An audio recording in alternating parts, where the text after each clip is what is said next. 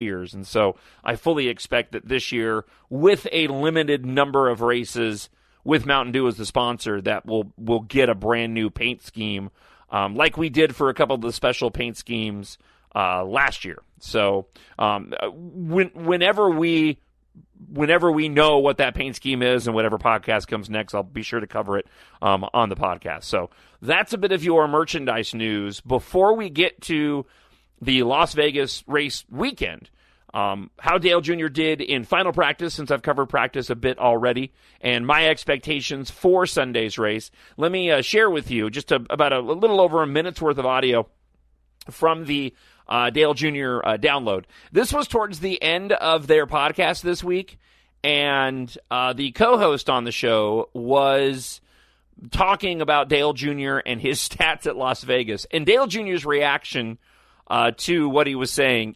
They were having a lot of fun on the podcast this week, and Dale Jr.'s reaction just cracked me up, and so I grabbed the audio from Dirty Mo Radio and the Dale Jr. download of Dale Jr. With his co-host talking about how he's done previously in Las Vegas. Here, check this out. My Nerd World. The race starts at 3:30 p.m. on Fox Eastern. This is a good track for you. Is it? 6 straight top 10 finishes. Oh, my. Yeah, that's pretty solid. That is pretty good. Had no idea. There you go. 4 top 5s, 10 top 10s, and 17 starts. That's not really that impressive, though. But we've been doing well here lately. You've done a lot better since they added that banking. Yeah. Your stats may have been skewed by the original Did layout. you see the stat this past week? Speaking of stats real quick, that only 7% of all the drivers in NASCAR have won a race. Only 7%. There's only 180 total have won a race. Have won a race of the, thousands or? Thousands, yeah. So 7%. That's pretty crazy. That have ever started a race have won. And you've won 20. And in the last 150, I think only 10 drivers have won. Or last 100 or 150 events, there's only 10 drivers that have won those events. Damn. Yeah, I think Brad's up there with 12 or 14. Jimmy's got the same amount. Kyle's Harvick. 10 or so. Harvick. We got 7. Hey, man, we're in there. My Nerd World. So I'd been looking for a transition on the podcast for when I switched topics with Dale Jr., and I think I might have found it with the oh my in the audio that I just played for you. The race starts at 3:30 p.m. on Fox Eastern. This is a good track for you. Is it? 6 straight top 10 finishes. Oh my! Yeah, that's pretty solid. That is. I total honesty, and I think I mentioned this briefly, but I wasn't. I don't think I was completely honest the first time.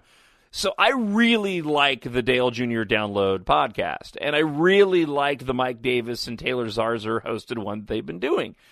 And I liked hearing last year, Dale Jr., if you didn't listen to it, Dale Jr. would record a post-race commentary for a couple of minutes talking about the race. And it was really interesting. It was really raw. A lot of times he was just tired, had just gotten home, but I really, really enjoyed it. And so I was excited to hear Dale Jr. host the new podcast. But the first couple of episodes, I didn't really like it. I mean, I loved what Dale Jr. was saying, but he was acting more as a host than he was just being himself. And I found it a little jarring to begin with. It was like Dale Jr. was doing radio, and I wanted to hear him more be him. I've gotten used to it now, and it's gotten better over the course of the past few weeks.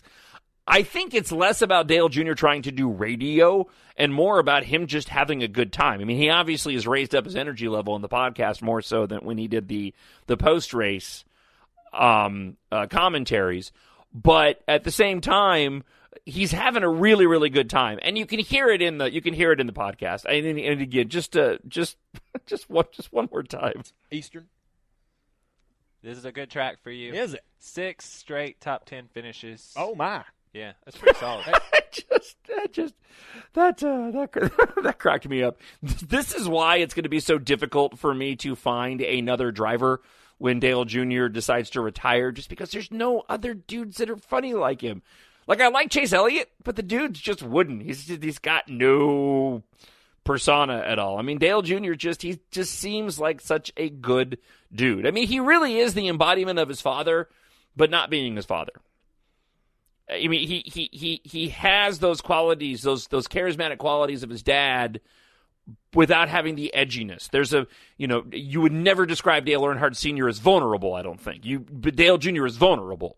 And certainly now, in the place he's at with everything he's gone through, he's even more open. And it makes for some really colorful commentary when he does the podcast. Okay, I know I said one more time, but just one more time.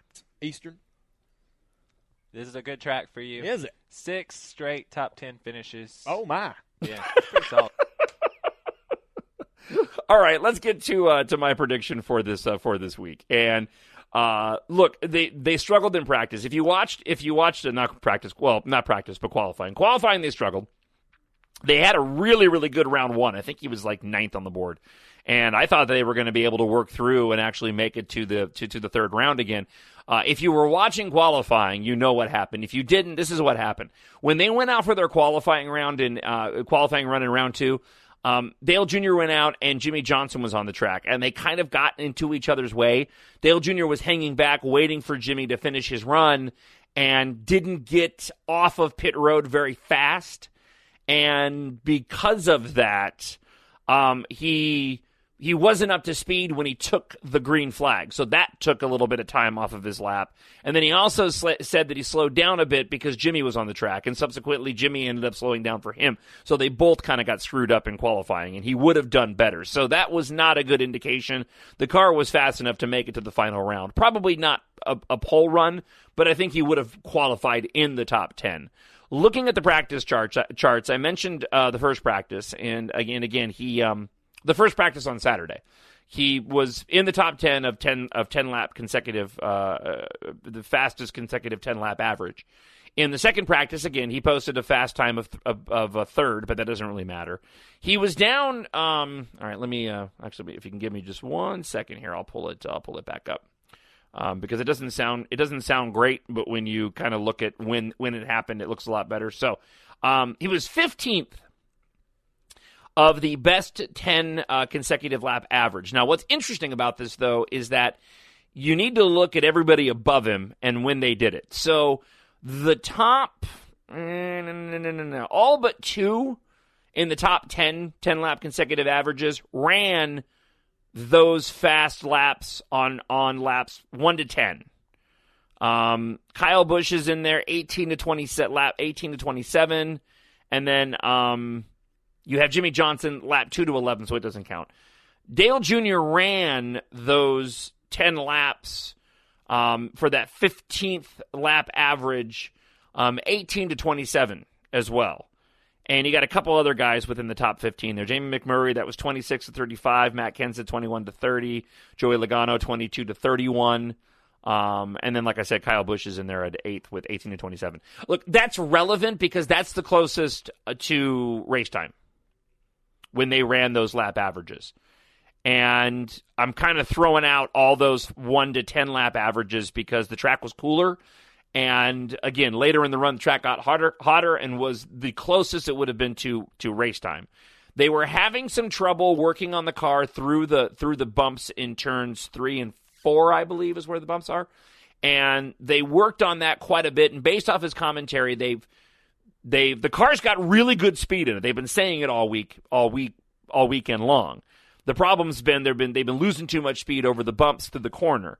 So they really just worked on, and Greg Ives was even in an interview saying that that's what they zeroed in and focused on, was specifically what to do in those bumps. And in the final practice, they really zeroed in and figured out what it was that they needed to do. So I think they're in a really good spot for Sunday. So my prediction for Sunday's race is I'm just going to go for I think Dale Jr.'s going to walk away with at least a top 5. We need to have a good weekend. They've made a lot of mistakes. They were practicing coming into pit road to make, because there's more. Last week, was the first race they ran at Atlanta where they had added a bunch of pit road timing lines, and apparently it caught a lot of people off guard. Not just Dale Jr. There were a ton. If you watched last week's race, there were a ton of speeding penalties. So Dale Jr. was practicing coming into pit road and then driving off too. So, I'm fairly confident that they've fixed that problem and they won't be having that issue again of the pit road speeding penalty. So barring anything else, and this is not a track that eats up tires a lot. The tire drop-off isn't nearly as bad as what Atlanta is. The car is fast. He's got a good track record here. We need to have a good weekend. I think Dale Jr. walks out of Las Vegas with a top 5. And now it's more like building again. We need to start building some momentum back up. We're coming to some tracks that Dale Jr. is good at. When you look at Phoenix next weekend, which I'm really disappointed I'm not going to be going. That's where I lived before, and I made it I went there. Went to both races every single year last year, so I'm really going to miss going there. Although it will be fun to actually go and watch it on TV. Alex Bowman had a great car there. They've tested there already in the off season. Then we head to California Speedway, another track where he's done well in the past, even though he's had some bad luck the past couple of years. So let's look to Vegas for a rebuilding, gain some momentum, and then begin to climb out of the small hole they're in early in the season. They're down like in the 30s along with Jimmy Johnson in the points. And it's going to matter this year with these stages and the way that they're counting points again, depending on where you finish in the stages.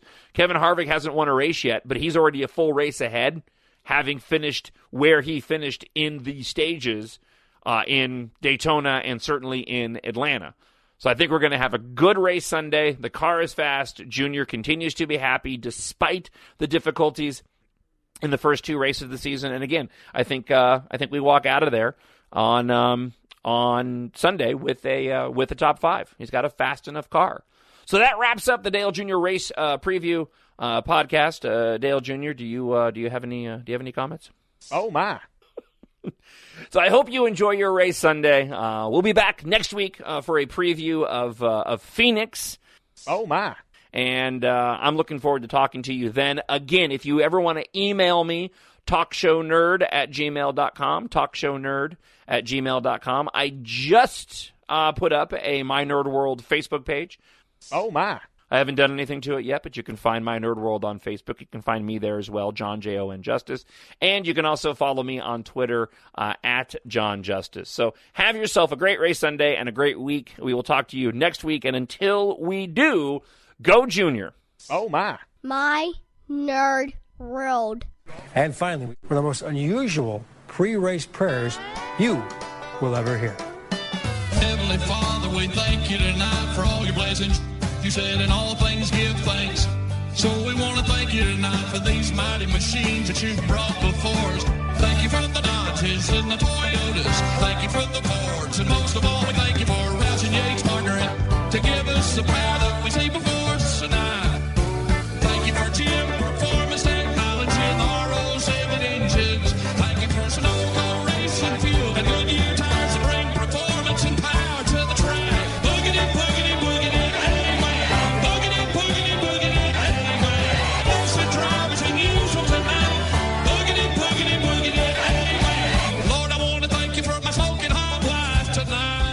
My 2 children, Eli and Emma, or as we like to call them, the little E's.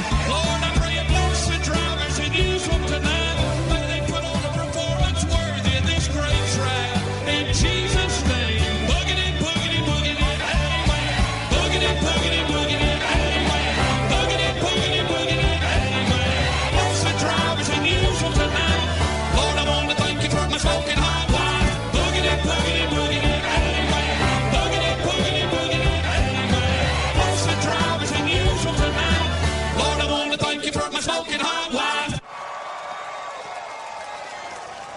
My Nerd World.